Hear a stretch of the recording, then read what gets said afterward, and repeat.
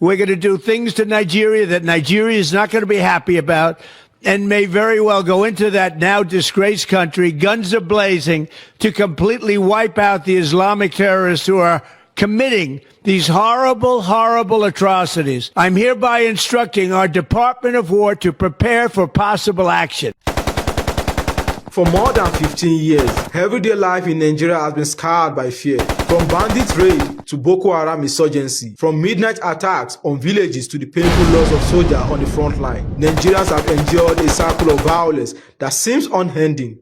Families have watched their children kidnapped from schools, worshippers attacked in churches and mosques, an entire community displaced with little warning. But in recent weeks, the narrative has taken an even more dramatic turn. The President of the United States, Donald Trump, declared Nigeria as a country of interest, citing global data that shows Nigeria recorded the highest number of Christians killed in recent years.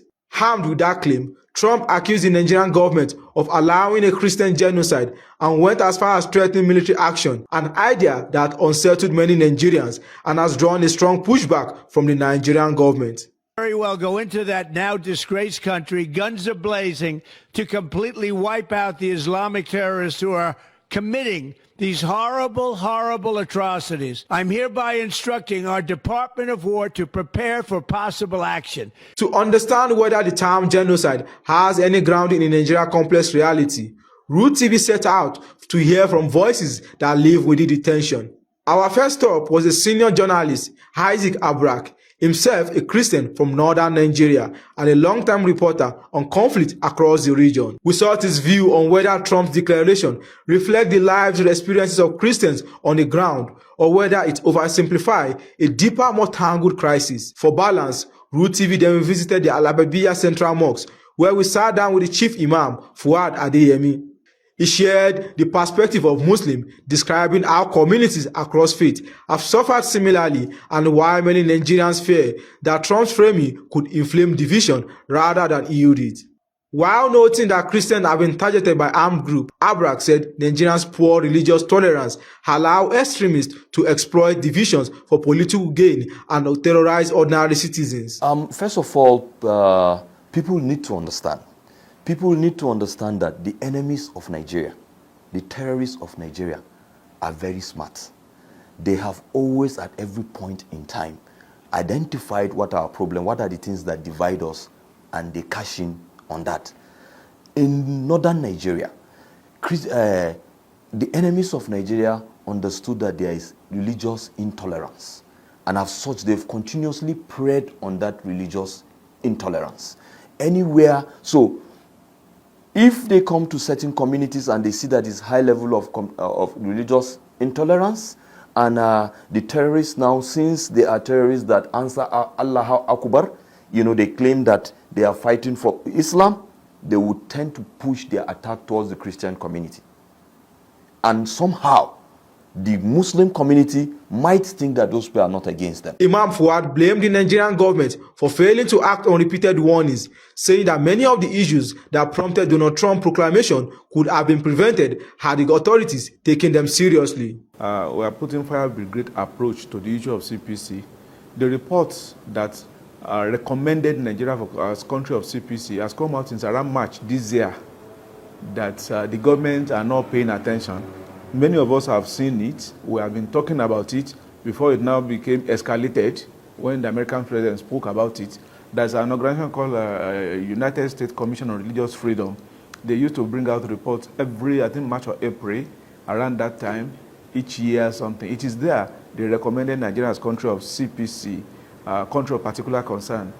It has been there, but because the government is nonchalant, there's many people who are aware of this, and somebody like me have been shouting on it. But are you aware that this is not the first time Nigeria has been labeled a country of CPC? I don't know whether you are aware. 2020. With all humility, I'm one of those that spoke against it when it was lifted, because I've been following this issue since almost 8-9 years ago. So I've been following the sequence at which Nigeria is being labeled as a country of CPC. I've been talking about this thing for about 7, 8, 9 years, that let us do something, let us do something. We also know what to do. But what are the things that led to Nigeria being labeled as a country of CPC? I say simple is misinformation. Both Isaac and Imam Fuad reject the term Christian genocide. Isaac linked the current crisis largely towards resource control and territorial struggle. What we found on ground is that because of the climate change, and I've said it in many programs, because of this climate change in the Sahel, right, in the Sahelian states, these people are moving to look for grazing land that they can graze their cattle. People think that we are oversimplifying the issue. That is the reality. It is a means of survival for them. And as such, they found the middle belt as a green land, that some parts of it retains water in the soil all through the year. These are words that they told us. This research was done for Mother Jones magazine in America. It's there, it can be researched. Now, so therefore they used to come and go back. But as the rains are getting smaller in their state, the tendency for them, or the willingness for them to come and graze and go back to their country and come back is no more there. So what they prefer to do is what? Ethnic cleansing. Chase the people, kill them, chase the people out of the place and occupy their lands. While Imam Fuad argued that unbalanced media coverage unfairly portrayed Muslims as villains, even though Nigerians across all faiths suffered equally. You see, the media, they promote what they want to promote. They downplay whenever they want to downplay. And most of the media people you see, not just in Nigeria, throughout the world, are being paid by a group of people who are looking for a particular information. Those people who are doing this thing, everybody knows that they are criminals. They know where they are coming from. You know this thing has nothing to do with Islam. In fact, there are 4 victims of this crisis. The number 1 victim is Islam. The number 2 is the Muslim. Number 3 is Nigeria. Number 4 is our economy. When they are killing, they say they are killing in the name of Islam. Average person will just hate Muslim. We hate Islam. That these people are killers. These people are this. These people are that. That is what they want to get, and they are getting it. Abrak also warned that since Donald Trump's statement labeling Nigeria as a site of Christian genocide, attack by extremists has increased.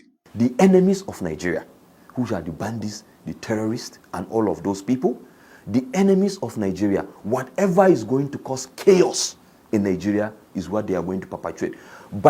I said it when Trump made that pronouncement, and this was why my group, the Northern Christian Youth Professionals, put out a statement backing the statement of Archbishop Kuka, the Archbishop of the Sokoto Diocese, that he said that if America puts Nigeria on that list, it is going to hinder our interreligious dialogue. Because we must agree, for quite some years now, you've never heard about religious crisis in Nigeria. Nobody can remember any community where Christians and Muslims took up arms against themselves. It means that we're making a progress. And before, very recently now, the military, the government have squared up with this insurgency. But since that pronouncement, we knew it. Anything, since Trump has said Christian genocide, they are going to cash in and make it look like, okay, you Muslims, it's like these people don't like you. They're only concerned about the Christians. So they will start carrying out. You will see a surge. Do you see what? A surge in attack. The Islamic scholar advised the Nigerian government to engage religious leaders more comprehensively, noting that this approach could resolve issues faster and more effectively. Involve religious leaders that have knowledge about these things that are happening. Let them involve them, not just a one-off program. Have a permanent representation where people could go and be defending Nigeria all the time. 2, they should establish an office of religious affairs where all these things will be warehoused. If there's any little things, there will be quick response. You will be able to call those who are involved. The government doesn't want to be running away. When there is an office of religious affairs, many of them will be a warehouse. It will have been tackled on the spot when these things are happening. So that we wouldn't have gotten to this level. I think there's a religious department. When this thing have started, Adeyemi Ademola, have been mentioning this thing for long, that government We have gone to America to have stopped this thing because I was aware. In his final take, Abrak urged President Donald Trump to work with the Nigerian government, emphasizing that dialogue and cooperation are the only way to achieve meaningful results. I want to tell Mr. Trump that he should be careful. He should be careful. Yes, Christians are being killed in large numbers. The terrorists, the enemies of Nigeria, cashed in on the religious divide in Nigeria and are opening it up. Muslims are also being killed in Nigeria. I would like to ask President Trump to cooperate more with President Bola Ahmed Tinubu. To cooperate more with President Bola Ahmed Tinubu in terms of provisions of military weapons, intelligence, and all of that to allow us to solve our own problem. Already, by the sheer fact that he showed interest, we have all sit up to solve this problem. And as Nigeria continues to grapple with violence in all forms, one truth remains clear: the story cannot be told from one angle alone.